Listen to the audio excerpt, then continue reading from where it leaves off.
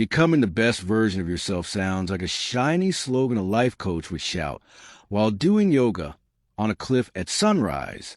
But psychologists have studied this seriously, minus the dramatic wind blowing through perfect hair. The truth is, being your best self is not about being perfect. It's about getting better, step by step, especially in the parts of life where we tend to trip over our own shoelaces. Let's start with the toughest relationship of all, the one with yourself. Most people speak to themselves in a tone they would never use with an actual human being. If a friend came to you saying they failed, you'd probably say something supportive like, "It's okay, you'll try again." When you fail, suddenly the internal voice becomes a drill sergeant yelling, "Unbelievable! You did it wrong again." Psychologists call that voice the inner critic, and it has a PhD in ruining your mood. The secret is learning to upgrade that voice from a bully to a coach. Self-compassion is not laziness. It's oxygen. Without it, you can't grow. Then there's a relationship with your body. Many people treat their bodies like rental cars, drive them rough, ignore the warning lights, and hope they somehow won't break down. But your brain, that powerhouse behind all your genius thoughts and questionable decisions, is part of your body. When you sleep well, eat real food, and move like a human instead of an exhausted sloth, your mind thanks you by being sharper, calmer, and less murderous before coffee. Taking care of your body is a psychological intervention, wearing gym shoes. Next Health, not the post a green smoothie on Instagram kind, but the kind that happens quietly, managing stress before it turns you into a pressure cooker, taking breaks without guilt, and asking for help when your brain feels like a Tangle headset. Being healthy means understanding that mental and physical health are teammates, not distant cousins who only meet at weddings. And people, the joy and chaos of other humans. Being the best version of yourself with others doesn't mean always being nice or pretending everything is fine while your soul screams. It means setting boundaries without apologizing, listening because you care, not because you're waiting for your turn to talk, and practicing empathy. People can't read your mind, thank goodness. So communicating your needs is not a burden, it's clarity. How about your boss? Psychologically speaking, humans have a built-in radar for respect. If your boss feels respected, things go smoother.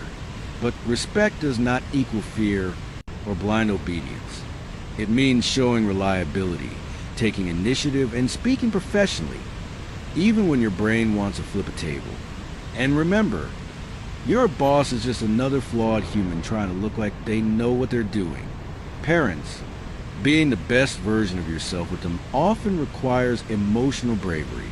Parents sometimes come with outdated software and occasional glitches, but they usually mean well. Growing up means shifting from "I need their approval" to "I value their love, but my life is mine." The psychological upgrade here is seeing them as humans too, not superheroes or villains. Now, the biggest question: how do you improve your thinking and mindset? First, recognize that your brain is a storyteller. Unfortunately, it loves drama. It exaggerates fears, predicts disaster, and plays negative thoughts on loop like a bad radio station. Cognitive reframing is the art of changing that channel. Instead of "everyone will judge me if I fail," try "if I fail, I learn, and if I learn, I win." Same situation, less suffering. Growth mindset is another superpower. It's the belief that skills and intelligence can be developed, not fixed at birth. Neuroscience cheers for this one. Your brain literally rewires itself when you practice new behaviors or ideas.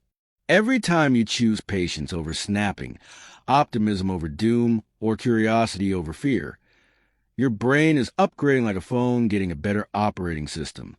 Finally, humor. The ability to laugh at yourself might be the highest form of mental health. If you can say, "Well, that was ridiculous," after messing up, instead of spiraling into self-hate, you won. Psychologists know that humor reduces stress, strengthens relationships, and keeps perspective alive when everything feels dramatic. Being your best version is not about becoming a flawless superhero.